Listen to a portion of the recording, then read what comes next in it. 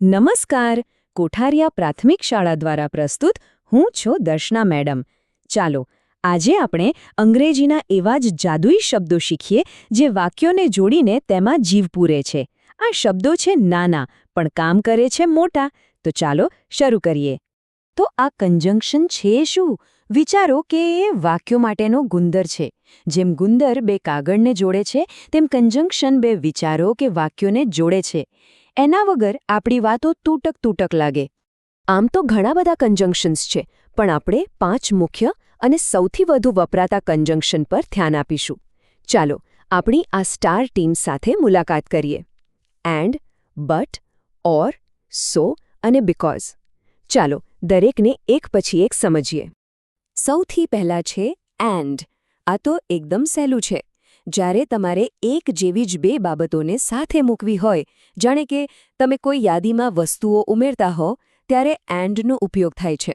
દાખલા તરીકે આ વાક્ય જુઓ, મને ચા અને કોફી ગમે છે. અહીં એન્ડ શું કરે છે? બસ બે એક જેવી વસ્તુઓ ચા અને કોફીને જોડી રહ્યું છે. સિમ્પલ. હવે આવે છે બટ. આ શબ્દ વાક્યમાં એક ટ્વિસ્ટ લાવે છે.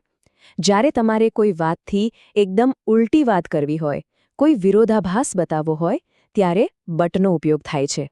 જેમ કે આ વાક્યમાં એક બાજુ છે અમીરી, જે સારી વાત છે, અને બીજી બાજુ છે નાખુશી. બે એકદમ વિરોધી વાતો.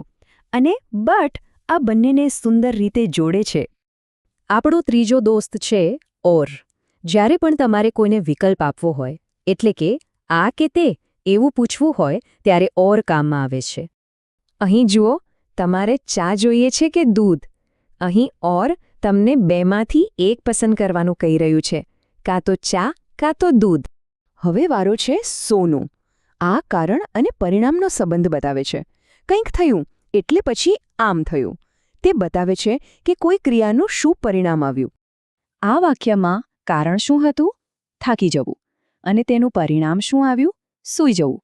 આ બંનેને કોણ જોડે છે? સો. હું થાકી ગયો હતો, તેથી હું સૂઈ ગયો. અને આપણો છેલ્લો હીરો છે બીકોઝ. આ હંમેશા શા માટે એ પ્રશ્નનો જવાબ આપે છે. કોઈ ઘટના કેમ બની એનું કારણ બીકોઝ બતાવે છે. હું ખુશ કેમ છું? કારણ કે આજે મારો જન્મદિવસ છે. જોયું? બીકોઝ સીધું કારણ બતાવે છે. સારું, તો આપણે પાંચેયને મળી લીધું. પણ ખરી મજા તો હવે શરૂ થાય છે. ચલો જોઈએ કે સાચો શબ્દ પસંદ કરવો કેટલો જરૂરી છે, કારણ કે એક નાનો શબ્દ આખા વાક્યનો અર્થ બદલી શકે છે. આ સ્લાઇડ પર ખાસ ધ્યાન આપજો. બંને વાક્યો એક જ રીતે શરૂ થાય છે. મેં ઘણું ખાધું. પણ બટ લગાવવાથી અર્થ થાય છે કે હજુ ભૂખ છે. એકદમ અણધાર્યું પરિણામ. જ્યારે સો લગાવવાથી અર્થ થાય છે કે પેટ ભરાઈ ગયું. એકદમ સીધું અને અપેક્ષિત પરિણામ. જોયું? એક શબ્દથી આખી વાત કેવી બદલાઈ ગઈ? આ ટેબલ તો બધું એકદમ સ્પષ્ટ કરી દેશે. જુઓ, શરૂઆત બધામાં સરખી છે. આઈ એટ અ લોટ. પણ બીકોઝ લગાવવાથી કારણ ખબર પડે છે. સો લગાવવાથી પરિણામ. એન્ડથી વધારાની માહિતી મળે છે. બટથી વિરોધાભાસ. અને ઓરથી વિકલ્પ. આ જ તો છે કનેક્ટર્સની તાકાત. ચાલો હવે થોડી પ્રેક્ટિસ થઈ જાય. જે શીખ્યા તેને ચકાસવાનો સમય છે. એક નાનકડો પડકાર છે. તૈયાર છો? વરસાદ પડી રહ્યો હતો, પણ અમે બહાર ન ગયા. વિચારો, અહીં શું આવશે? અને સાચો જવાબ છે સો. બરાબર ને?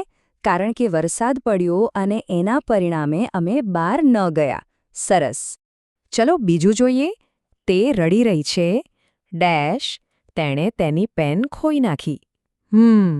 અહીં શું બંધ બેસતું લાગે છે? એકદમ સાચું.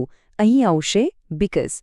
તે શા માટે રડી રહી છે એનું કારણ અહીં આપેલું છે, કારણ કે તેની પેન ખોવાઈ ગઈ છે. ચાલો બધું ફટાફટ યાદ કરી લઈએ. આ છે તમારી ક્વિક રેફરન્સ ગાઈડ, જેથી તમે ક્યારેય આ પાંચેય શબ્દોના ઉપયોગમાં ગૂંચવાઓ નહીં. તો ચાલો ઝડપથી જોઈ લઈએ.